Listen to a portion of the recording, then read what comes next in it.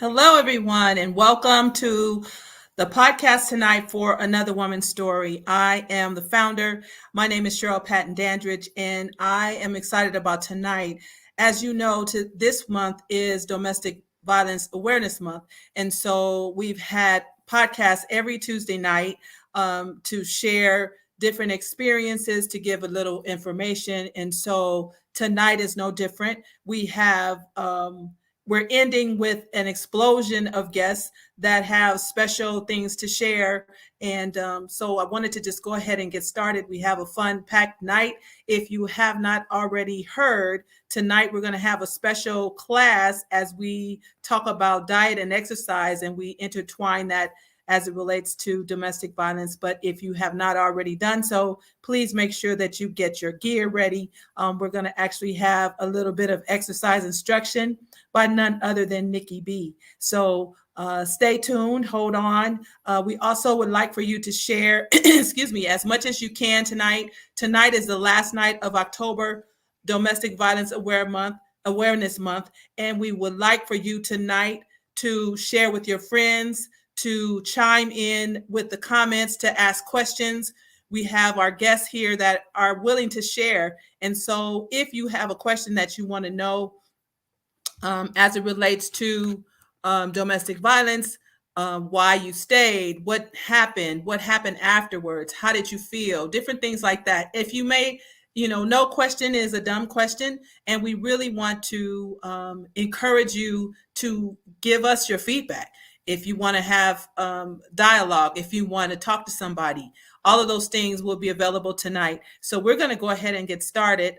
As always, this month we started with a moment of meditation. And so we're going to bring Dr. Nicole on, and she's going to give us just a couple minutes tonight so that we can go ahead and fill out the rest of the time with the guests that we have tonight. So with that, Dr. Nicole, if you would come on in the room. Welcome, welcome. Hello. Hey, so we will just go ahead and dive into Power Pack Night tonight. Dr. Nicole McCarty here. Today we are going to do calming the body. Okay, so oftentimes when the mind grows agitated, the body will often follow suit, but this relationship is connected, so they can follow each other. And so if our body is excited, then our mind has the power to calm, and then it works the other way around as well. So pick any position you like, just be comfortable. You can do this sitting, you can do it standing, you can do it lying down in the bed before you go to bed at night, just to kind of relax your nerves and reset your body so you can rest well. Allow the eyes to close and tune in to the sensation of breathing in the nostrils. And it may help to take just a breath in and a breath out, and a breath in and a breath out. And I want you to begin with your left arm. And as you breathe in, picture the arm filling with the energy of the breath. And as you breathe out, imagine pushing that breath energy out through the fingertips of that left arm.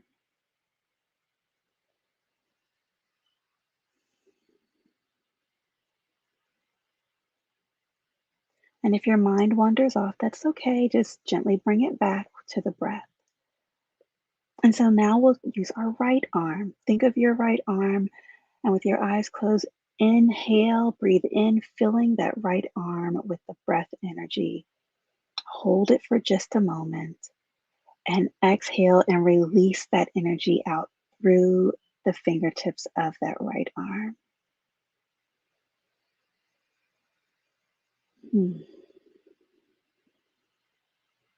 Now shift your awareness to the torso and visualize filling the entire chest and abdomen with breath energy as you inhale. And hold it here for just a moment. And then push that breath down and out through the bottom of the spine and through the tailbone as you exhale.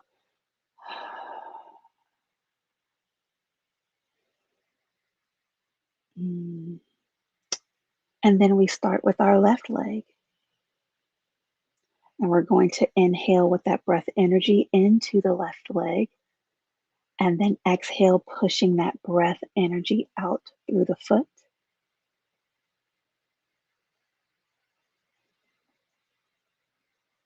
And then to the right leg. Take a deep breath in, filling that right leg with the breath energy. And then exhaling it out through the foot.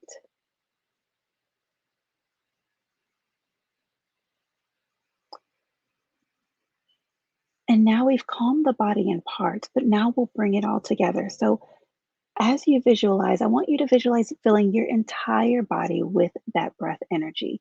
So that means filling your head, your torso, your arms, your legs, your fingertips, and your toes. Deep breath in. Breathe in and inhale that breath energy through your entire body to calm. Hold it here for just a moment. Hold it here for just a moment. And then exhale through every direction of your body. Letting the breath flow out through our fingertips and the base of our spine and the feet and the toes on our feet. Oftentimes it becomes easy for us to take in everything from the day and then release it all. And so this is calming the body. It can be as short as this, or you can take your time in sections. My name is Dr. Nicole McCarty. Thank you so much, guys. Thank you so much, Nicole. Thank you so much. And we will have her information if you are interested in reaching out to her. She's excellent for meditation, and I very rarely take a moment to breathe. So this was well needed. So thank you again, Dr. Nicole. So tonight, I'm really excited because this is the end of Domestic Violence Awareness Month. However, the story continues, right? The conversations continue. The reality is that it has not ended. And so we need to continue to have the conversations. So again, I want to invite you tonight, if you haven't done so before, and even if you have, to feel free to enter the comments, to enter the chat, to talk to us, to ask questions, and let's have a conversation, a real conversation. So tonight, I have two guests specifically that are here for that. The first one, her name is Mesha. She's going to join us now on the screen. Hello, Mesha. Hello, Mesha. Come on in. There you are. How are you tonight? Uh-oh, we've got you on mute. Hold on a second. There you go. How are you tonight? You good? I'm good. How are you guys? Good. So we're going to talk to Mesha, and we're going to also bring on Hope. The three of us are going to have a conversation. And so Hope, Demps, why don't you come on in the room? There you are. Hello. All right. So the three of you, or the three of us, we're going to have a conversation tonight. And I want you to be as honest as you can, as real as you can, as raw as you can. We're going to have some real conversation because I think that in all of the information that people are getting, they're not getting something because they still have questions, right? So I want to just start by you guys telling your story. Feel free to say whatever you need to say to share the knowledge. And then as always, I try not to say anything, but I always pop in because what generally happens is, and I was telling somebody this earlier today, what generally happens is if you've had the same traumatic experience, you get it. And so you don't ask the questions, right? So if I've been through that, I understand why you did what you did or why you responded the way that you responded. A person that hasn't been in that situation doesn't understand why you would respond or do the things that you do in that situation. And so Okay. what I try to do is keep that perspective when you say something. So that's the reason why I might stop you in between and say, okay, wait a minute, what were you thinking? So just be prepared for that. And we're going to hope that some of the people chime in that really have questions. So with that being said, I'm going to let you start, Mesha. If you, and I hope this is going to be the same for you. So if you would just kind of think about, if you can think back to when everything started, when the relationship started, how it started, and just go from there. Whew. Okay, let me get my tissue. um, I was 17, probably 17 and a half years old when I gotten married. It was my first marriage, of course. And everything was fine at the beginning. The first couple of years, I had no idea that I was going to enter into the type of relationship that it turned into. Um, I would say he was 18. Yeah, I was 17. He was 18. And I would say like a couple years after that, probably when he turned 20, probably about 20, 21 years old, um, that's when I first started experiencing the abuse. Um, and it was very scary for me, to say the least. First, I would like to tell you, Cheryl, thank you for allowing me to even tell this story, because there is a lot of young girls like myself at that age that right now, they don't know what to do, don't know where to go, who to talk to, how to even communicate. And those were the type of things that I went through. At that time, I was devastated when it happened to me the first time. When it hit me the first time, I said, "Oh my God, what is this?" Okay, stop. Let me just ask you this. Okay. Why were you getting married at 17? Were you pregnant? Was this like what, why, how did that come about? I was pregnant with my daughter at 17, and my mom was very, old school, so to speak. And I personally did not want to get married at that time. I said no, because he had asked me. I said no. I would like to wait for a little while, because I saw a little bit, not the abuse, but just because he was a handsome guy. So the women and all that, I was like, I don't know about that. So I said, well, let's just wait. My mom, oh, she was livid, when I got pregnant. So she said, oh no, we're not doing that. You're going to get married. You're pregnant, and you're going to get married before you have the baby. Okay. So I wasn't comfortable at that time. Of course, I loved him, yes, at the time, but I wasn't ready to get married to him. So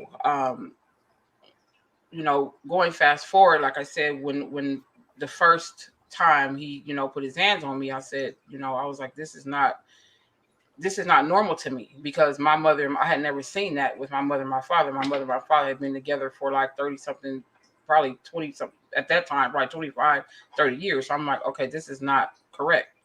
I knew that in my heart and soul, but I still, you know, I don't know what I was thinking. At the time, I wasn't even thinking, okay, I have to leave out of here. Oh, I think I was thinking at the time, oh, this is just something he's going through, or maybe just that one time. Because like I said, I was 17. I didn't know, never seen him before, never experienced this before. So I said, well, okay. Time went on, and as a lot of women or young girls, they don't realize and understand, no, it's not going to get any easier, no, it's not going to change. But all it did was increase, increase, increase. Now, at the time, the first couple times, I was like, real timid, real, like, a lot of women are, at the time, during abuse. But then I said, you know what? I was like, I'm too pretty for that. I'm not going to let him allow him to. I was, I'm being honest, I was. I said, oh no, we can't, I can't have him, messing up my face and putting bruises on me. So I said, okay, it's time to, fight back. So that's what I did. I started fighting him back. Now, mind you, he's 6'2", standing over me, 6'2", probably about 210, 220, So the little that I could do, I was trying to just block myself a lot of times. So I just, but like I said, I was in a lot of fear. I was married to him 6 years, 6.5 years. My daughter was 5 years old when I left him. But it was just a lot of times he had started drinking. You know, like I said, he was 21 years. He turned 21, and that's when all of it really started. So I was that's why it was strange to me, because I said, what is going on? Like, we've been here a couple of years, we're having fun, everything is cool. Like, where did this go? You know, like, how did it end? Then I started blaming myself. I said, well, maybe it's something. Maybe it's like other girls out there. Maybe he wants them. Maybe I'm like, something's going on. What's going on? Like, maybe I'm not doing something right, you know, because I'm like, I cook, clean, wash. What am I doing different? So your mom didn't know any of this was going on? My mother did not know. Let me tell you a story that I think it was the first time that it happened. And I went to her house. I think it was the next day or the day before, the day of, I think. And she was like, it was something like on my head. Like, she said, what happened to you? I said, oh, nothing. She was like, nothing. She said, no. And she kept asking me, I guess, you know, mothers, they know. So I said, Mom, nothing, just, you know. And she just kept asking me. I said, oh, I fell. I hit my head on the coffee table. She said, you fell and hit your head on the coffee table. I said, yeah. She said, how did you do that? And I said, oh, I don't know. I said, I wasn't paying attention. I just tripped and fell. So when I looked at her, she knew I wasn't telling the truth. So that was a lot of different things. Like, I would just come up with different stories. Like, even when I went to see his family, and what happened to you? Like, you know, I'm like, oh, you know, his uncles they knew, you know, and I know they kind of pulled me to the side, you know, a couple of times. Like, is he? I was like, yeah, you know, why? I said, I don't know, you know. But they didn't confront him. I'm trying to figure out who stepped in. The people that knew, nobody said anything. What made you leave? What was the final straw? My final straw, well, he almost killed me. Number one. My final straw, though, I was so tired, because a lot of times it would happen. He would come in the middle of the night, waking me up 1:30, 2 o'clock in the morning, like yanking on me, you know, kind of pulling my hair, like talking, cursing and drunk. And, you know, it was, and I said, you know, I was just so tired. And one night I was just up, and, you know, my daughter was in the room, she was asleep. And I was just up. I was just crying and crying and crying and crying. I cried. And I just happened to turn on the TV. And it was like 2 o'clock in the morning. He wasn't there, of course, because a lot of times he was gone, you know, late or whatever, doing whatever he was doing. And TD Jakes popped up on the screen. And domestic violence was a topic. And I kid you not. And at that moment and that day, that night, I decided, I said, you know what? I want more for myself, and I want more for my daughter. I said, I don't care what I have to do, because I was afraid too, because he was working, he had a good job, and I was going to school part-time.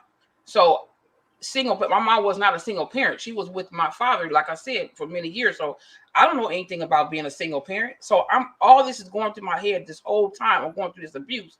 And I'm like, what am I going to do if I get up and leave with my daughter? I have this face looking at me. How am I going to support her? How am I going to survive? So all this was going through my mind. And then I didn't even have the support of the law enforcement. I call them, they come. Oh, where you have, I don't see any. What did he do to you? I don't see any bruises. Did he do anything? Oh, let me check you. Let me step outside. Let me talk to him and talk to you. Oh, sir, can you leave for a couple of hours? You know, that's what I had to be faced with every single time I called the law enforcement back then. I kid you not. And I said, if I can't call the law enforcement, I can't tell my family what. Now what do I do? So I was left to basically either make a decision to leave or to stay there for another 20 some odd years and take the risk of him killing me or doing something in front of my daughter, which that basically happened after because I separated from him 3 times and I went back. And when you went back, did you go back because he called with the charm thing, or did you go back because you ran out of money? Why did you go back? Charm. And where did you stay when you left? When you left, where did you go? I went to my mother's house when I was separated from him. So But when you didn't tell her then when you went to her house? I told her, but I didn't tell her all of it. I just told But her. you told her part of it that you I told her part of it. I didn't tell her how severe it was. You know, like how really bad it was. I kind of sugarcoated it and made it like, oh, you know, I didn't say, oh, he's kicking my ass. I just said, oh, we fight. he going through it, and we fighting, and I'm tired of him, with the women. I was saying anything, but it was so crucial to me at that time. And like you said, most of it was charm. Oh, he calling me and he's like, oh, I miss you, and oh, crying, and oh, I want to be back with you, and oh, the whole 9 yards. I said, okay. Me being young, in love, not wanting to go have sex with nobody else. Oh, he was my first. I forgot to mention that. He was my first. I was a virgin with him. So all this was going on in my mind, and all these emotions flowing and going and going and going. I said, what do I do? I said, Lord, I know this is not right. I was raised in the church as well, but I know this, and I know my father didn't teach me. My uncles, my cousins, I wasn't raised. Something is not connecting here. What do I do? And that's that night. That's why I said, when I was going through with the police, they weren't doing anything of something that I had to make a decision on my own. So when I separated from him the third time, I told him, I said, I come back here, and I said, if you start any of this, I'm going to leave, and that's going to be it. And I mean that. He stood, I remember it, he stood in the living room, in our little 2-bedroom apartment, and laughed in my face and said, oh, you're not going nowhere. I said, really? I said, okay. I said, try this shit again. And I said, and see. Excuse my language, but that's exactly what I told him. I said, try it and see what I do. Oh, I think he was more. I don't think it's more than 30 days. Here we go again. Staying out all night, want to come in, act crazy. I said, okay. I made a plan. I had a friend, and he helped me. He would always talk to me and assist me. And he's like, man, that man he said, you better get out of there. He said, that's it. And they helped me. He went to work one day. They came with the U-Haul came, and I think I left with the clothes on our back. But I took, majority of the furniture. The house was pretty much empty when he got home. But I didn't have time to grab clothes and a bunch of stuff and every this and that. I had to just move fast because I only had 8 hours. So at that time, that was it. And when the other issue was I didn't want my daughter to miss out on being involved with her father because of the relationship him and I had. I don't believe in that. I just don't. And so I said, you know what? I said, I'm not going to be like that. I'm just because he did it to me, that she still is very, very close to him. Let me just allow her to be involved with him. No problem. Wow. The first time I went, I let him have visitation. That was all she wrote. I went over there to pick her up. He had visited with her, for a day or so. And I went to get her, and he said, yeah, she's ready. I said, okay. I said, bring her outside, because my friend took me to pick her up. I never went back over with him by myself because he was very irate because I had left. Angry. Mm-hmm. Yes. And so I said, bring her outside. He said, no. I said, why not? And I knew then, I said, no, this is not right. Something, I'm about to have a problem. But I went in there anyway. I said, hold on, let me go in there and get her. I went in there, got her, and she was like I said, she was about 5 years old. And I was trying to leave. He wouldn't let me leave. And he was trying to pull me inside.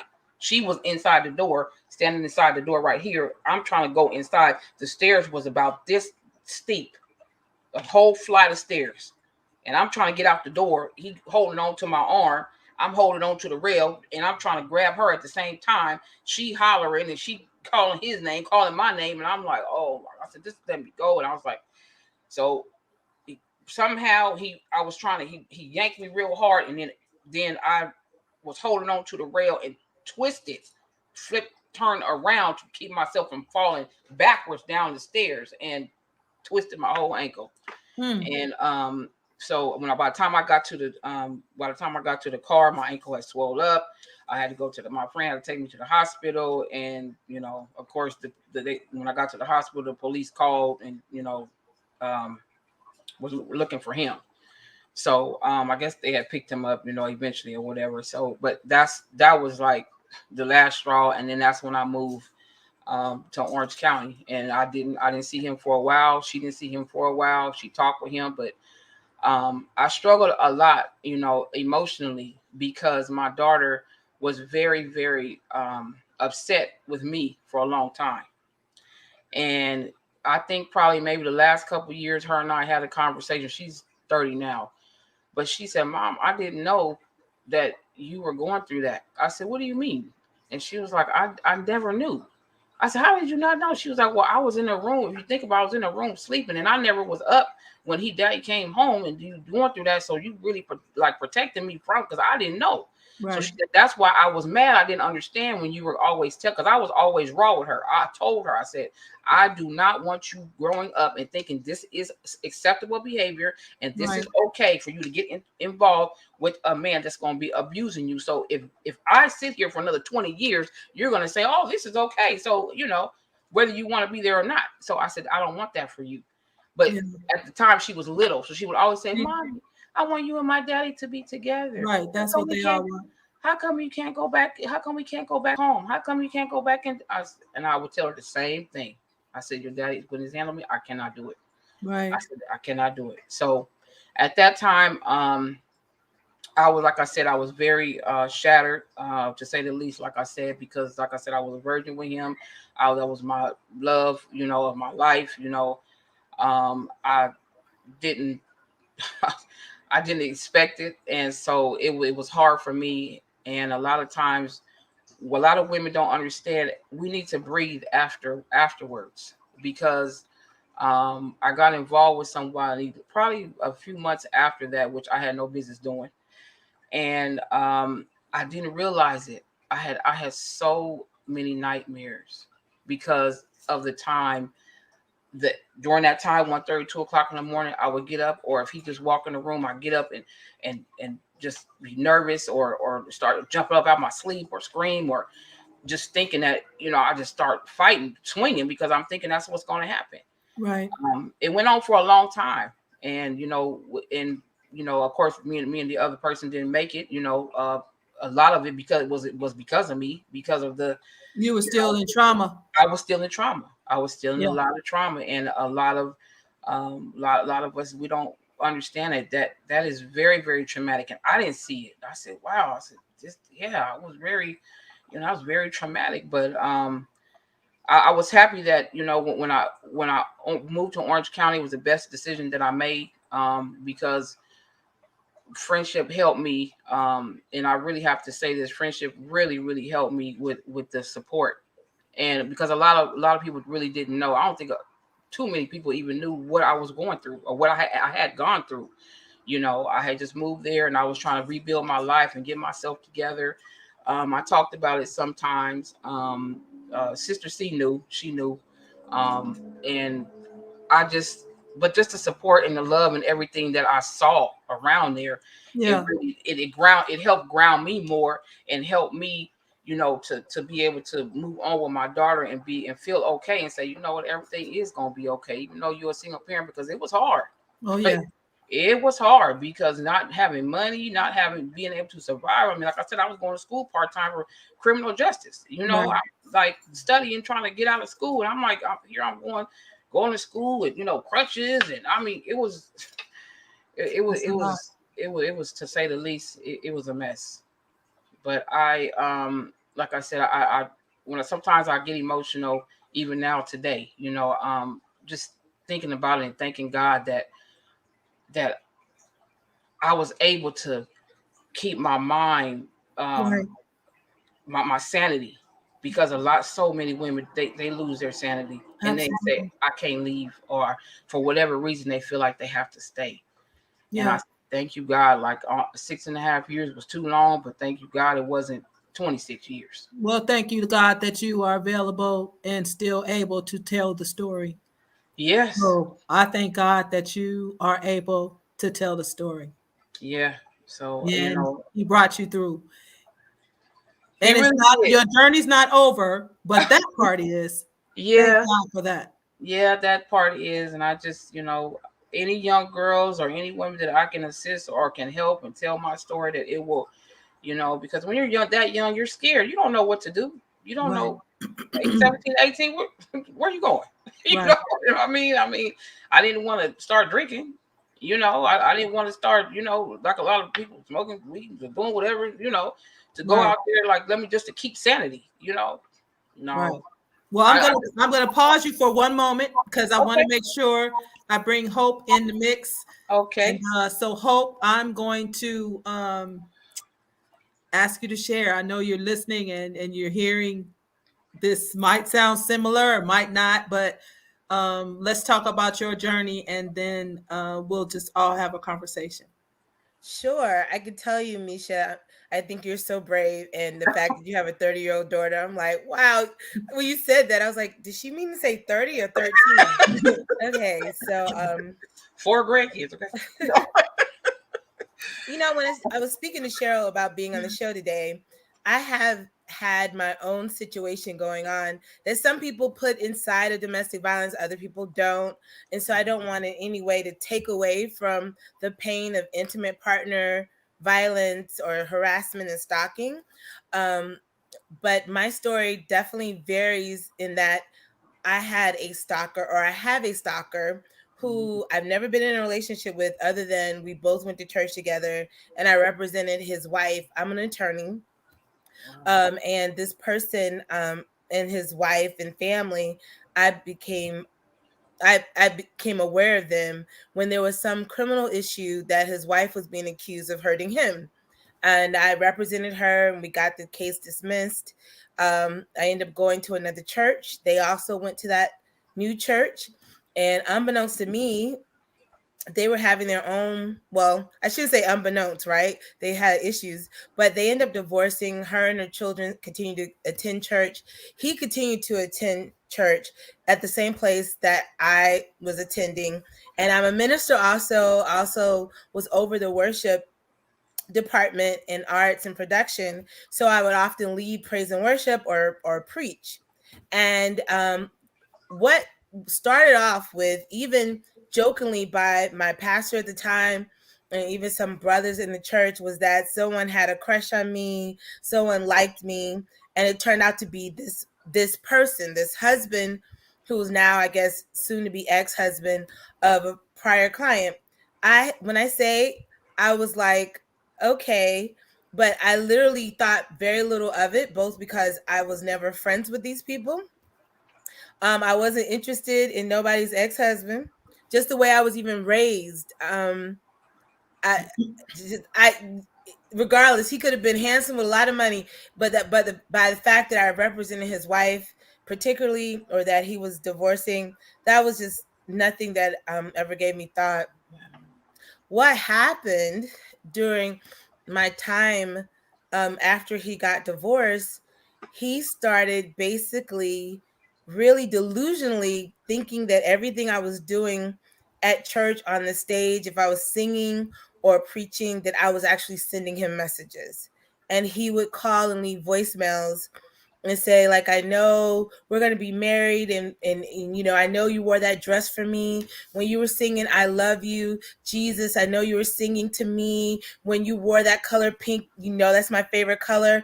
And I'm just like, oh my God, like, I've never had a conversation other than what was happening with his wife, with this person. And at first I was just like, okay, this guy does have some mental health issues that I was aware of. But as we know, a lot of people have mental health issues and they are functional.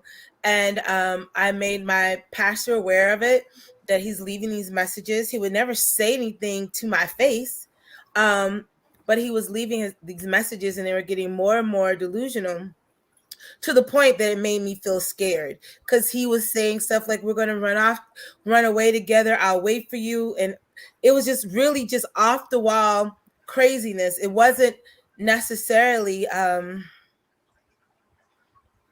it wasn't what's the word? It wasn't flattering. Like his calling and leaving messages. Now these are messages. Was not just like, oh, I love your voice, or I think you're pretty. It was like, we will be together. Don't worry, as if we had some real conversation or a relationship. And it got to the point that he started then becoming more menacing in his calls and what he would say. Like, I saw you, I followed you. I wasn't aware that he did, but the more messages he left, the more crazy it sounded. Literally, my pastor and the board of directors decided to trespass him from the church because his messages were going from flattery to delusional to like saying stuff, you better not be talking to nobody else and you know your mind. And it was just really, really getting crazy. And I felt bad. Really, I felt bad because with his divorce to his wife, I know him going to church there with his kids was probably one of the few things he was able to do with his children. But I was also appreciative because it was starting to get really weird. Okay, stop. Let me just ask you a question. Sure. When you represented them in the divorce, did the wife ever mention that he was doing that with her? Did she ever mention anything that gave you indication that he had an issue? Well, I didn't represent their divorce. I represented her in a criminal case where But I she mean, had been. but I guess I should say that in the criminal case, did she ever give any credence to the fact that he was different, that he was weird and doing Oh, that kind of yes. stuff? I mean, So he was doing it to her too. That's what I was trying to get at. well, I don't know what he was doing to her, but that he did have mental health issues, that he was on medicine, and that she was charged with a felony assault. And basically, we were able to get it dismissed by his own admission that he was acting crazy that night. So I knew that he had mental health issues. That was a part of our defense. Right. And unfortunately, a lot of people have mental health issues. That doesn't mean you're violent or scary, Right. but he's sort of he's schizophrenic. So a lot of times people who are schizophrenic, they become very obsessed by something, or they want to, like, if they're reading the Bible, they're reading it every day, all day. Right. If they like a certain song, they're playing it all the time. So if he was trying to get his wife attention, he would just keep, bothering her in her face or whatever, whatever her response was. A part of our defense is that there's been, trouble in the home because when he's not taking his medicine, he's not. Okay. Yeah. Right. So I don't know to what extent my pastor or the leaders knew, because at first the impression I got was, oh, it's nothing. He just has a crush on you. Just make sure you don't hug him after church and, spend time with him. And I was like, I don't hug him I don't hug him now. I don't spend time with him now. If I see him, he is not ever directly saying anything to me that would make me feel like he had some kind of attraction or anything. It was all voicemail. So I blocked him on I blocked him in my voicemail. And this was in 2015. And he would routinely leave messages because, you can go to your block messages folder. I blocked him on Facebook. And I thought, cool, everything's good. Like, that was just a little craziness happening. And also I was very, very sensitive to the fact that his children and his wife knew that I knew how bad it was. And I just couldn't imagine what his children would be going through. So I was particularly very mindful when I saw them to say hello, to smile. Like, in other words, like, I don't think of you any different, because I know they were embarrassed. I know his ex-wife was embarrassed. 2 years later, I no longer live in Atlanta or a part of that church. And I was going up for a basketball tournament that the church was having. And the week before I go up, I'm starting to get messages again. But now these messages are like, you're following me around town with my new girlfriend. Leave me alone. You had the opportunity to have me. If you don't leave me alone, I know something, all this kind of stuff. And I'm like, what the heck is going on? Like, it was like he was angry. And at the time I contacted the pastor of that church, like, do you know what's going on with this dude? Because he's all of a sudden in my inboxes again, calling And I'm trying to think, how did I get it? I guess they were just messages being blocked still. And I was particularly concerned because I was going up to that church's event and they're like, he's still blocked. And I found out that this person was sending the pastor pictures of firearms. Okay, so stop. What? Just stop. Yeah. This is the part. This is the part that is so. The fact that there is no protection from the people that know. That has got to be, for me, the most frustrating piece in the world, especially in a house full of men. It is really, I don't know if it's lack of education. I don't know if it's almost like there's an overhaul of training that is needed, because that is so dangerous. That is so It's dangerous. very dangerous. Now, I have to say, so I feel like he comes up every 2 or 3 years. I have to say, in 2017, that pastor and myself sought, we wanted to get information. At that time, I'm actually practicing temporary restraining orders. That's what I do as a victim advocate, as a part of my law job. And the pastor, although he had pictures that were being sent to him with guns and saying things, even him saying stuff like, you better stop following me, or I know something. I was told that it was not considered a threat in Georgia, and that because guns are legal, sending people pictures of guns does not mean that that's threatening. Right. So, so I literally, even when I went to the game, I saw his ex-wife and his girls there, and I took the opportunity not to tell her anything that was happening, because again, I felt like she must have been super traumatized in their relationship. Right. I was like, well, hey, have you heard from Antonio? Yes, his name is Antonio Powell. Have you heard from Antonio? What is he up to? She's like, I don't know. I think he has a girlfriend somewhere, blah, blah, blah. I did not tell her what I had been dealing with, but the pastor of that church knew.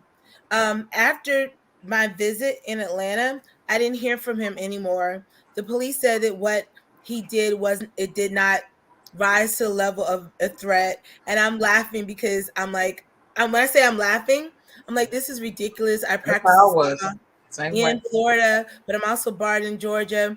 And they took my information. This year, so now we're talking about 6 years later.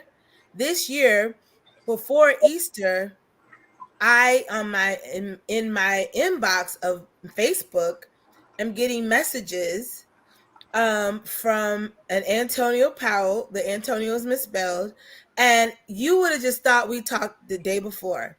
And I was like, I should play some of his messages. He's like, you better watch for me, because when I see you, I'm gonna hit you on sight. You messing with my kids, you had an affair with my wife. I'm gonna kill you and bury you in the backyard. Don't think because you're in Perry, Florida, that I don't know how to get you. I have your picture. I know who you are. And it's like at least 14 messages that are just audio messages where he is just going in. And the police are saying what? Because that's a direct point now. Right. That's why I'm like, when Mesha, I was like, girl, bless your heart. Now, again, can I preface that I practice this kind of law? And it took me talking to 7 law enforcement officers to even get a police report. I spoke to the officer in Cobb County who had the information from my prior complaint, and he passed the buck, or should I say, he's like, well, talk to your local law enforcement and we'll coordinate something together. I have no idea where this man is. And I'm literally talking to police officer after police officer, calling. Sometimes they would send out the same police officer. And I am telling them what is happening. And Florida laws are different a little bit than Georgia. And there was a total misinterpretation of the law regarding messages on social media versus audio messages. And I thought the police were not understanding. I'm like, he used social media to leave audio messages. So it was literally one of the police officers at the end who finally took not the one who took my report, but the supervisor apologized to me, was like, basically, this officer was being lazy. He didn't Yeah, want to write a report. absolutely lazy. And let me tell you He something. didn't want to write a report. Let me Yes. tell you And so something. they built on top of all each other that this is not criminal. This, if you need a civil injunction, but I'm like, I need an address. I need you guys to find him. This is terroristic threats.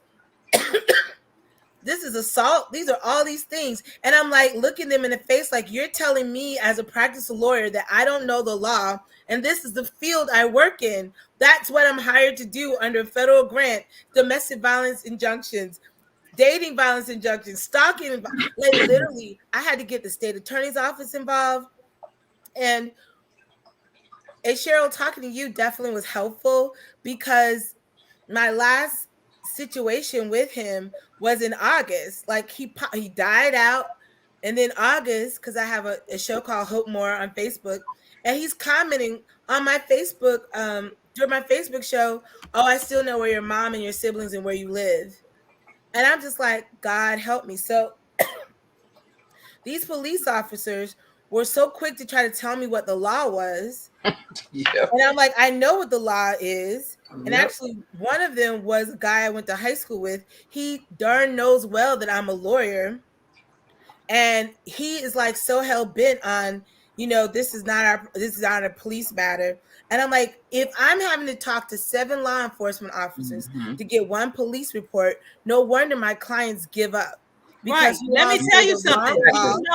Do you know the strength that it takes to even tell the story? Yes. That's the part. And if you have to tell that story 6 or 7 different times to the same person or different people, yes, you run out of time. You run out of you're tired. This is definitely tired. So, and I couldn't believe, and I've had situations where clients have so much. They're like, I got audio tape, got video, and sometimes, especially coming in for initial assessment, I don't need to have all that. So I'm just trying to get like some information so we can schedule it. But I will never again just tell someone I don't need to hear that, because when I'm trying to play the message so you hear what he's saying, right, you're telling me that it's not a crime, but you won't even listen to the audio tape. Right. And so I'm like, oh my God, how frustrating that is. So the chief of police, who I knew personally because we were on a board together, he had been out because of the death of his mother. When he found out, he was profusely upset about it. And, whether it was CYA, which it also probably was, he was like, you're being really gracious, because I live in a small community. It'd have been nothing to get on Facebook and blast everybody. But I literally was like still trying to figure out what to do. I shared with Cheryl a number of things that was surprising as a person, especially who practices law, to now be in the seat of a victim, feeling like I'm sharing with certain people because I think they would not only understand my plight, but they know that I'm dramatic, but I'm not a liar. And so when I shared, say, with leaders at my old church, like one leader was basically like, oh, I'm not going to get involved as long as he's not messing with our church. I'm not going to get involved, and I don't think you should either. And then would tell me like, the police are so busy with this COVID thing and people are sick and out, then that's probably, gave all the excuses in the world that would make me think, if I didn't know better, that I'm overreacting. But then a person on the board of the church who no longer is a part of that church, and that church is no longer even existed. It merged with another church. So the original church that we were part of no longer existed. That board member, who is a multimillionaire, who literally was like, he's like, I'm going to check on you all day. He will call me. He was like, I'm on another business line. I'm going to call you after I'm done. I probably only have 5 minutes. And all day, his wife is a pharmacist. He's a multimillionaire businessman. He was like called, excuse me, I'm getting over a cold. He put enough time in to sign me up. Like, we're in 2 different states, to sign me up for a self-defense and concealed weapon class. He's like, you need a gun. And, a lot of things that we talked about and a lot of things that we did, he did sleuthfully trying to figure out where this person was. I just appreciated that someone jumped on it. Like, right. You have every right to be upset. You have every right. He's like, and so Or the same thing happened. I work in this field. Have to be careful what I say, but let's just say I shared this with people who I've had to do other work with to provide for other victims. And I just felt like no one took my situation seriously. Seriously. Or maybe because I present myself pretty confidently most of the time, and I don't want to take away time that maybe some other people with more severe situations happening. I don't want to take time away from them. So maybe it's the way because I was told later, like, well, you seem like you had it all Here's together. the thing. Yep, And this exactly. is the part this is Yes. the part, and pardon me for interrupting. No. The part that is this is where like training is needed, right? Because everybody does not have to go in bruised and beaten Right. to have a story. Everybody doesn't have to go in bent over because they've been abused. Some people can tell the story with tact, and they're not emotional when they're giving you the facts, kind of thing. That does not mean that they weren't abused. And the whole thing is, even if you're not in law enforcement, even if you're the cousin of a person who's coming to tell you the story, the bottom line is they don't have to present a certain way. Just tell them that you believe them. Like, that's the first thing. Just nobody's going to make this up. Nobody wants to tell that kind of story and make it up. And so then it's like, can you just believe me? It's not easy. Like, I laugh because I don't think that anyone particularly thought I was not telling the truth, but either they devalued that I was in danger, and or they saw that, okay, where does he live? I don't know. Right. The last time, oh, it's in a different state. Oh, you need to call Cobb County and reconcile. It's like, oh, I got to do work, and we probably still won't find him, and there's nothing we can do about it, because really, you're not really hurt. He's just blowing off steam. I mean, if he lives in Atlanta, he's gonna have a hard time. He's gonna have a hard time coming to Perry, Florida. That's a Greyhound. That's so, but what I'm telling you, the fight I still have, that's why I wouldn't return Cheryl's calls, because she gave me some very good directives and I didn't follow up, because I'm just like, but I imagine now, like with my clients, how I could be like, you need to do this, this, and this, and I go back to them and they haven't done but one of the things, because it's so overwhelming, and you are sick of, like, you're like, I'm in danger. Do I have to cry? Like you said, do I have to? But I can tell you, for several months, I was carrying a gun around. I do have my concealed weapons license. I ended up changing my entire house around. I have defensive weapons in every room in my house. Like, I love to go walking. I stopped walking because I was afraid of cars passing me. I live in a small town where people come to my house who I've never met in the world, because people talk. I come from a big family. It's very easy to find people. People knock on my door. I understand a colored attorney lives here. Like, literally. And so it took me a while to stop acting in fear, but I did get some police reports. I did get a temporary on him that lasted several months, but because he was not served, it couldn't be finalized. And Florida was more helpful in the court system than Georgia, because in Georgia, the Cobb County magistrate reviewing different issues, saying because I responded to the harassment that he did on social media, that at that point of response, I was inviting that person to continue to keep going. I was like, that's different. Never heard that. I've been practicing this kind of law for a while. And who would know that? It would be just a defense to say, stop calling me. That's inviting the person. It is I think the thing was, I did say, stop, leave me alone. I blocked you already. But then, because I want to be fully honest, then in my sort of strategizing with the person who knew him from my old church, a part of the strategy turned also to trying to, like, draw him out to figure out where he was, because he's so delusional that so I was just like, you say you know where I am, I know where you are. So for a brief day, we were going back and forth. And so then I was able to go through and show where, okay, I'm not talking to you, leave me alone. And it continued several other times. But I was like, okay, that's an interesting point. But his threats though, that's still terroristic threats though, you know. But because of a number of things, I was just like given little to no relief. But I can tell you now, my house, I did not have an alarm system, I didn't have a gun, I didn't have all those things, and now I do.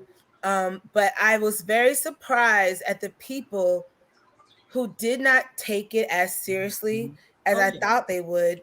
Yes. And that became for me like a reflection of a value that I was internalizing. Like, okay, Hope, he doesn't have a lot of money, so he probably can't get to you. Okay, the police are busy. But then it's the people I talk to who I'm not even friends with that deeply. Like one of the lawyers in the community, he was like, you need a gun? I have a gun. Come down here. And then when I went down here, it's like, why don't you just stay? He stays by the beach. Stay here with my wife and kids. I have never had even dinner with you since graduating high school. In Because fact, some people just I get thought it. of you as just this racist redneck. And that man was like, you can stay here as long as you want to because this is not funny. Yeah, people And I'm like, understand. No, There it's he are not. doesn't even know me. there are some He people doesn't that even know me understand. like that. Mm-hmm. He's giving me a gun, like he gave it to me. He had his wife show me how, it was a cute little chick, show me how to shoot it. And it's like, I open my home to you. See, we have that space over there if you want to come and stay here for the weekend. He took it so seriously. And I appreciated that he took it so seriously. And I'm sure Mesha, when like the people who take it so seriously, you just want to hug them. Even Yeah. talking to Cheryl, she's like, you need to do this and this and this. And I'm just like, It's it's a lot. so And this is draining. why it's overwhelming. It is. Because you deal with people who blow it off like, okay, well, girl, he probably can't find you. Then you talk to somebody else. Okay, we need a plan. Right. You need to get your clothes, and Exactly. it really is, as much as we want to not believe it, it really is a matter of life or death.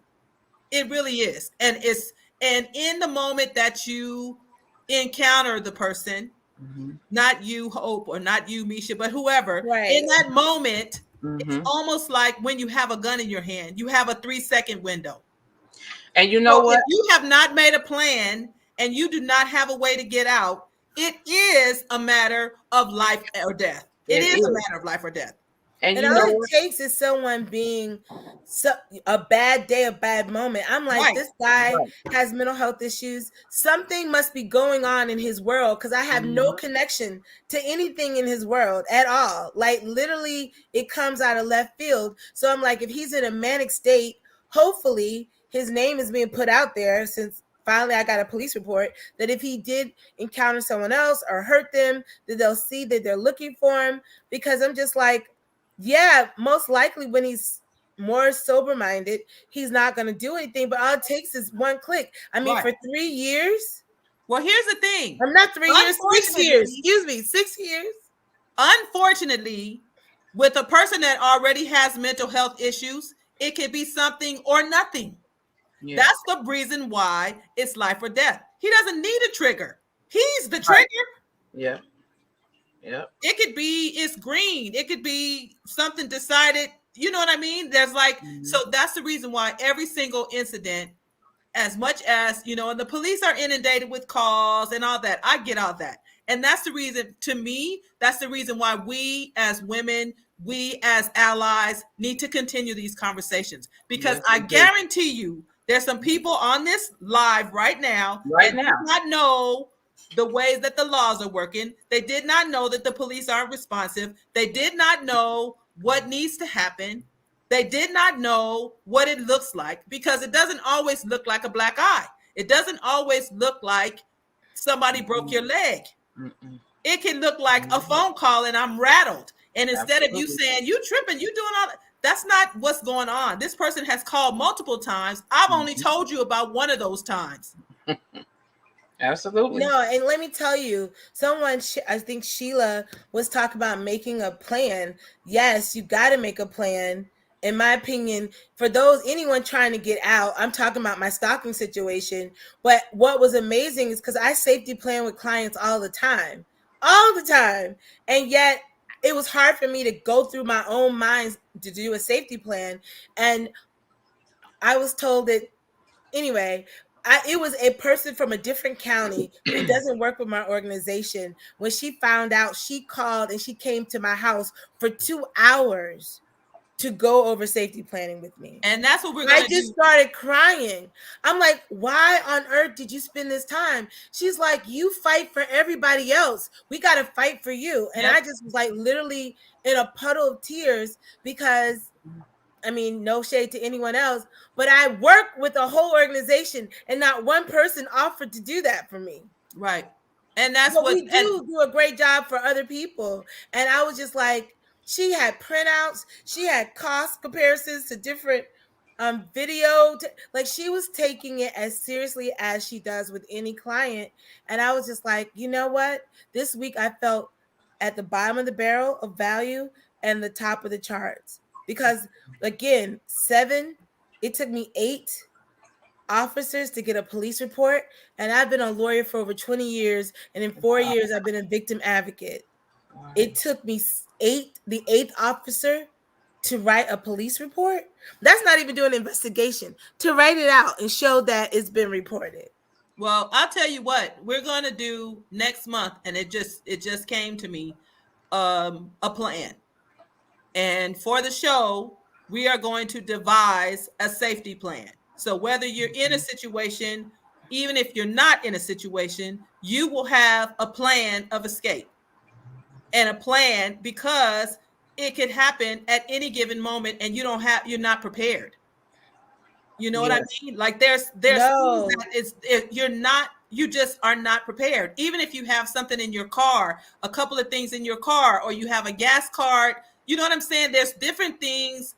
We're going to devise a plan next month. That's what we're doing, period. Yeah, so definitely, especially for people who have children and you have all these other moving objects. Absolutely. Don't think about it. It's not just you. And if I could just throw this out there, I don't know if you have this month mentioned Netflix has a movie. It's not a movie. I guess it's a short series called The Maid.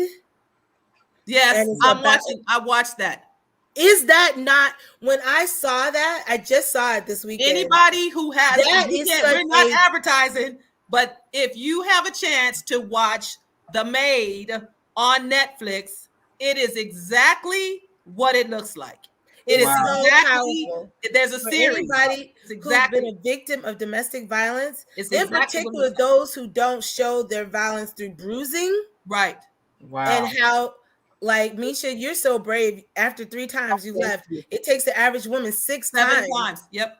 6 to 10 times to leave, and it's more dangerous during the time you leave the first time. You come back. But that movie, I was like, oh my God, I wish, and I'm sure they do, but I did not know that it was going to be that on point about domestic violence. So, the cycle. No, listen, if you have no clue, you have to get it. You have to watch it. And you're right. It is so intriguing. And it is, from my perspective, being a person that had to do that, it is so, it just shows the importance of how people need to play a part in terms of help, right? And it also shows what happens when they don't. It's so like you guys have to see that. I've got to pull out because we got somebody special on the line, but I definitely want to, if we can do a part 2. I don't really know. I know we're not finished this conversation. Oh yes. I definitely want you to come back because I want you to help me with the plan. Mm-hmm. If you have something already. Okay, so next month, last Tuesday of the month, after Thanksgiving, take a look at your calendar. And I definitely want us to talk about that. Misha, thank you for even letting me come on. I appreciate it. Because like I said, in talking to you, I definitely, again, often it's other people affirming that is a real situation. Right. Because I still feel weird to comment about it because it's not intimate partner violence. Listen to me.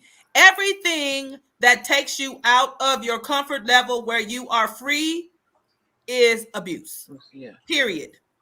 I don't care if you can't go to the store until after 8.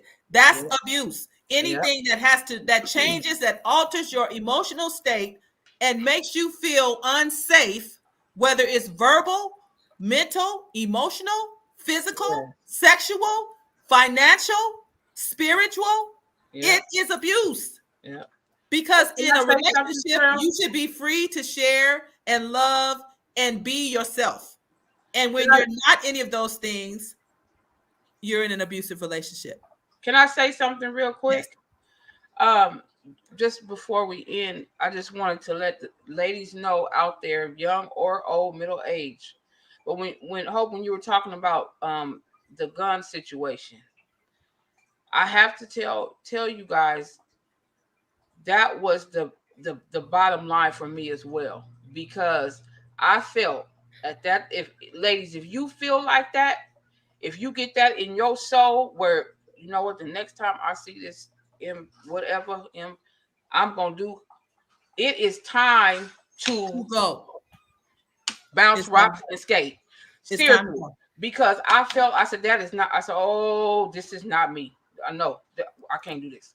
So ladies, young, especially the young girls, I'm so serious. If you feel like that, please just listen to your soul, listen to your gut. And it's not worth it, because I It's said, me you know first. what? You're not gonna take the rest of my Right. life, and then my Right. daughter gonna be here by herself, Right. or raised by you or anybody. You're not gonna do that. I'm not gonna have that. Right. So I said, I can't allow you to take the rest of what the positivity that I have, or the life that I have. Because if I do something to you, I'm going to jail. Right. And Because here's the thing. that Here's was my the thing, next thought, Misha. because no, I didn't have no support. So I started I started feeling all crazy, like, wait a minute, I don't have no support. So I gotta, you know. Right. So But the it's thing not worth is, it. because the law enforcement is Right. not necessarily as educated and on our side as we would Exactly. like for them to be, you don't Exactly. want to put yourself in that position, That's because right. it may not be self-defense. Absolutely. And That's you will right. find yourself in a larger situation than the one Yep. that you intended. So Yes. the bottom line is, if you can get to a safe place, do that. Yes. We're going to have to Yes. keep going. But listen, you guys, this was really, really important. It's very important. I appreciate your sharing. I appreciate both of you. We definitely want to, if you have the time next month, but we're doing the plan for sure next month. But Mesha, if you have the time for part 2, the I do. last Tuesday in I do. November, can we do a part 2? Yes, ma'am. Yes, All ma'am. right. I'm going to hold you guys to that. I'm going to move Absolutely. you out because we have a special guest to get us finished with all of this. Listen, this was really powerful. I hate to move to another direction, but we're going to, so that we can relieve ourselves, and we will come back with a part 2. So for those of you who are on right now, make sure you hold on to the last Tuesday in November. That'll be after Thanksgiving, 9 p.m. Eastern. Please make sure you come back, bring your friends. We definitely going to talk about a plan, because that is so important when you are in a situation. And even if you're not, right, you want to always be in the position where you're prepared if something were to happen. So with that, I'm going to leave you we're going to leave on a high tonight. We have Nikki B, who is a Zumba instructor. I talked to you guys earlier about wearing your sweats and your cute little outfits, but we're going to have a little bit of Zumba instruction to end our night tonight. I'll come back with some closing thoughts. With that, I'm going to bring Nikki B on the stage. Hey, Nikki. Here with you tonight on another woman's story, where we are telling our stories and in honor and recognition of Domestic Violence a Month. It has been a privilege and an honor to hear our special guest tonight. You know, I want to, again, my name is Nikki B. My black platform is Dance Strong Fitness, where we dance stronger together. So that tells you right there, we believe in building each other up. Dance and exercise and activity is where you can begin to build up your mind and build up your body. Because as Dr. McCarty said, there is a mind and body connection. So when you build those things, you build that, you empower yourself, and you find strength in your mind and in your body. I am certified in Zumba, and my love is dance fitness. Why? Because the mind and body naturally synchronizes with rhythm. And it increases your heart rate, your metabolism, it boosts your energy, and it reduces your blood pressure, your physical and mental stress. You're less likely to feel that you're even fatigued because it's a party, not a workout, right? And it boosts your mood. It releases those full feel good hormones. It reduces those stress hormones. And all those things come together to allow you to shed those negative thoughts and to enter a more positive state of mind. And then you can move into that place of empowerment. So that's enough talking about me. Let's get ready to do some Zumba. It's going to be fast paced. If you need to take a break, but jump back in. Most of all, have a good time. Let's go.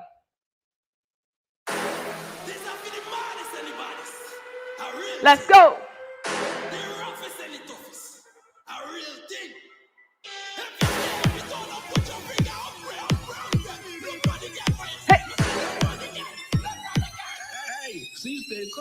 Hey.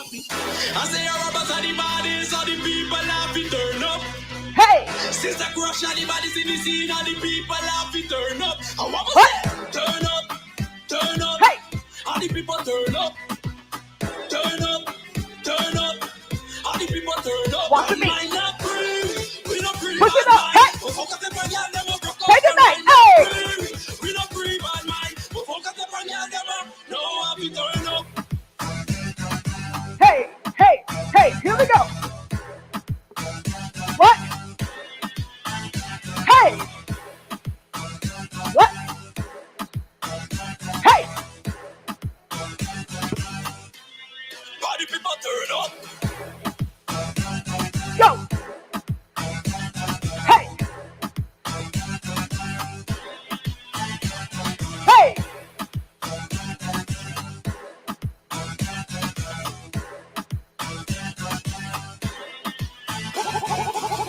Lick up us in a me head, get a wine, so you know we have to turn up. Day and night we day up on this spot, so you know we have to turn up. I want to say, turn up, turn up. Hey. All the people turn up, turn up, turn up.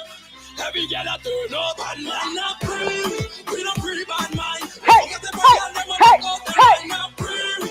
We don't breathe bad mind. Hey, hey, hey, hey. Every girl in the dance, Go. we say up way. Ras boy in the dance, we say up way. I say your rubbers in the dance, we say up way, up way, up way, up way. Hey, come on. Body people turn up.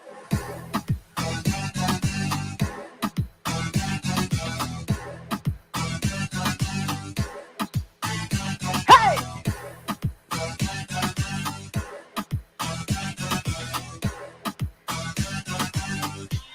Make it big. Here we go. Hey. Hey. Hey. Hey.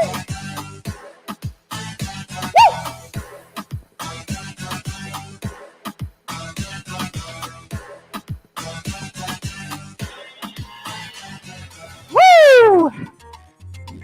We're still going. It ain't Zumba without a salsa. Right?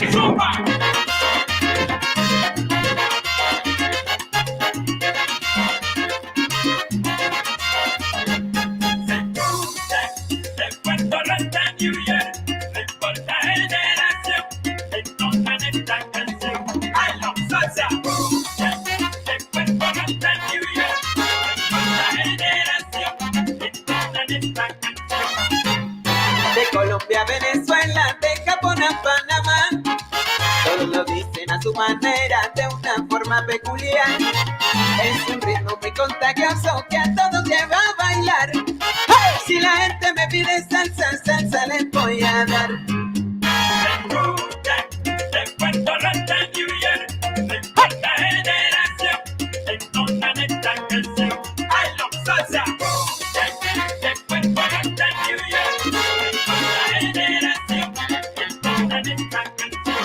Here we go. De Puerto Rico en el combo, de Cuba venimos de Colombia Grupo Nietzsche tiene su salsa también. De Venezuela un sonero, el gran Oscar de León. Y ahora la salsa la trae su papá esta generación.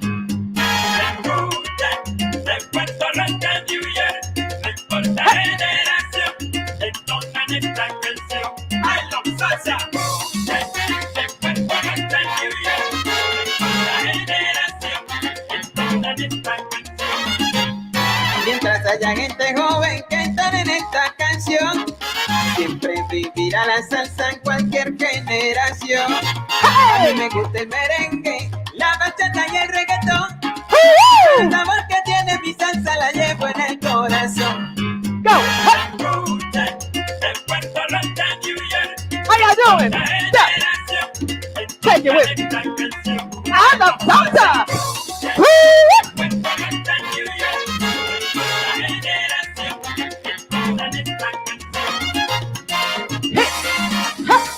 Hey!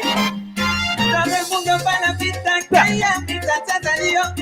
Salsa. Está bailando la gente. Take it with me. Turn. De Colombia, Panamá, Let's go. a Nueva York. Hey. Se mueven con el ritmo que los saca de Who's control. that for me? Keep it coming. Back it up. Go. Hey. Hey. Hey. Come again. Bring it back. Hey. Hey. Woo. Let's go. Turn it. Hey.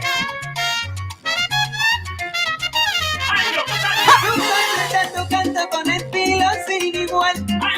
Somos la nueva cosecha, nena. Llegó la oportunidad. Come to me. Here we go. What?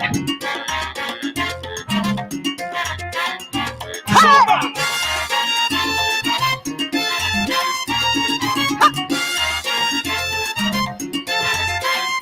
Ya se escucha donde quiera y repite mi pregón. Y avísale a mi vecina que aquí estoy yo. Y respeto a los mayores a la hora de cantar. Maelo, Pamatito y Tito Fuerte con su timbal. Tienen choque para el mundo y su pan continuará. How y'all doing? Con este ritmo que enciende, sé que tú vas a gritar. Woo! I love salsa. Woo! Yes. And the party keeps going.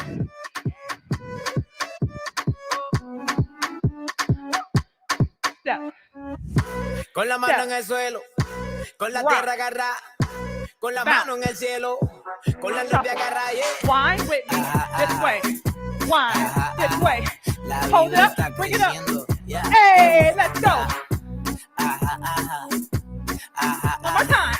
La vibra está Bring it up. creciendo. Hey. Qué buena está. Listen, el sol apretó, Hey. agua pa' que me cambie el calor. Voy quemando, no tengo freno. Con 10 libras Hey. menos. Listen, el sol apretó, agua pa' que me cambie el calor. Voy quemando, no tengo freno. Con 10 libras menos. Tell me how Here we you go. dropping low, yeah. Bring How you it up doing? from the floor. Hey. Abdominals, ass phenomenal. I just can't let it go. To the left one time, you see that. To the right one time, you need that. Check. Drop Bring it it down up. on the beanbag. Drop Repeat. it down Out on the front. beanbag. Pick Hip. it up, Check. pick it up, Up. pick it up. Let's go. Ooh, chop it down, chop it down. Hey, here we go. Pop it, drop it up top. Hey. No stopping, how they gon' stop? Hey. Gone girl, gone boy, Hey. gone girl, what you gon' do? Hey. Hey yo, I'm a boss. Hey. Do it for the coach. Hey. I know you a boss. Hey. Hey, baby, what you Here we go. gon' do? Con la mano en el suelo, con la tierra agarrada, con la mano en el cielo, con la nube agarrada. Yeah. Con la mano en el suelo, con la tierra agarrada, con la mano en el cielo, con la nube Hey. agarrada. Yeah. Hey. Hey. Hey. You got it? Hey, you got it. Have a party, y'all. Have a party, y'all. Hey. Let's go. Ajá, ajá, ajá, ajá. La vibra está creciendo. Ya, qué buena. Hey. Ajá, ajá, ajá, ajá. La vibra está creciendo. Qué Woo. buena está. Listen, el sol apretó, agua pa' que me cambie el calor. Voy quemando, no tengo freno. Con 10 libras menos. Listen, el sol apretó, Hey. agua pa' que me cambie el calor. Voy quemando, no tengo freno. Con 10 libras menos. Con la mano en el suelo, con la tierra agarrada, con la mano en el cielo, Hey, con la nube hey, agarrada, yeah. Con la mano en el suelo, con la tierra agarrada, con la mano en el cielo, con la nube agarrada, yeah. Yes. We're coming on our last song now.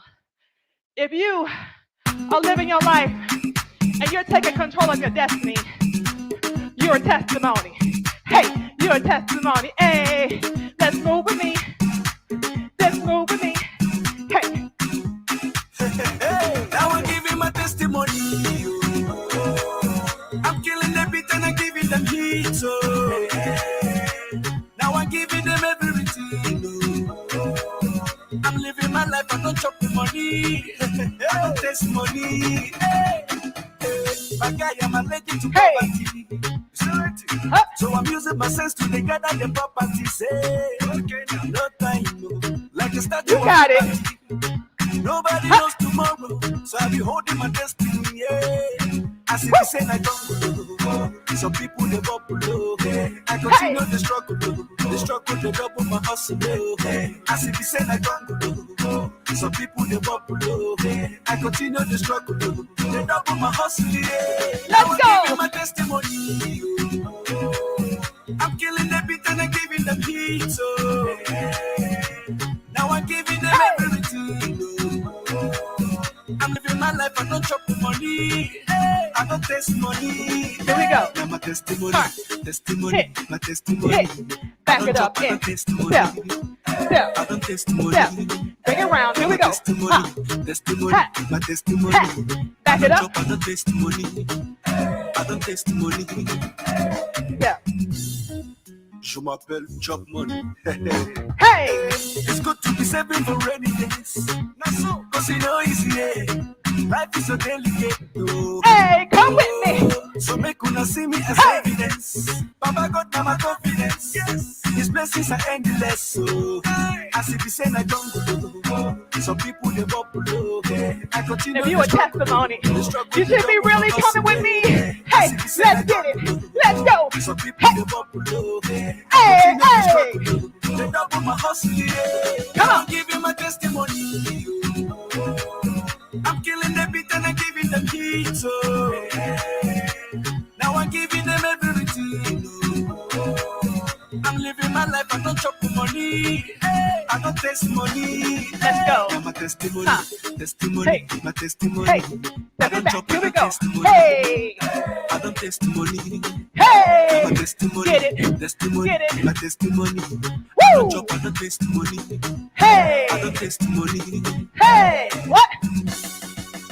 Huh. Let's go. Testing 1, 2, 3. Okay. Je m'appelle Chop Money. Here we go. Saying I don't go. Some people they bubble.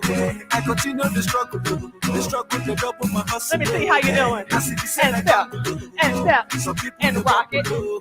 I continue the struggle, they double my hustle. Woo! Now I'm giving my testimony. I'm killing the beat and I'm giving them heat. So now I'm giving them everything. I'm living my life, I don't chop the money. I don't taste right. money. Inhale. My testimony. I'm killing the beat, Blow I'm it out. giving them heat. So now I'm Again, giving them everything. inhale. Inhale that positive I'm energy. living my life, I don't chop the Blow out all the money. bad stuff. I don't taste money. Yeah. Lunge to me. Testimony, Here. testimony, my testimony. Bring it up, drop it down, and roll. Bring it up. Testimony, This side. my testimony, testimony, my testimony. I don't chop on the testimony. I don't testimony. Now my testimony, testimony, my testimony. I don't chop on the testimony. I Oh. don't testimony. Now my testimony, testimony, my testimony. I don't Inhale chop on real the big. testimony. Here. I don't testimony. Thank you. And that is our Zoom report tonight. Join me. I have a virtual class every Thursday at 7 p.m. You can get those class details on Facebook at Dance Strong Fitness. Check out the event calendar. First class free. I'm on all social media platforms, TikTok, Instagram, Facebook. Dance Strong Fitness. Thank you so much for having me, Cheryl. Love you much. Thank you so much. Can you hear me? I hope you guys can hear me. Oh my God. What an awesome way to end tonight. So I would like to thank all of you, all of my guests for the whole month. Thank you for everybody that's come. Thank you for those that actually couldn't make it because they had great intentions, but they couldn't make it. I'm out of breath. Look like I need to go to the Zumba class more than once. But in any case, I would really like for those of you who have not already done so, make sure you follow us on Facebook. Make sure you follow us on Instagram. Make sure you follow us on YouTube. Subscribe to the channel. Tell your friends. We're going to do a part 2 next month. You heard the commitments. So we're going to do a part 2 next month, the last Tuesday of the month going forward.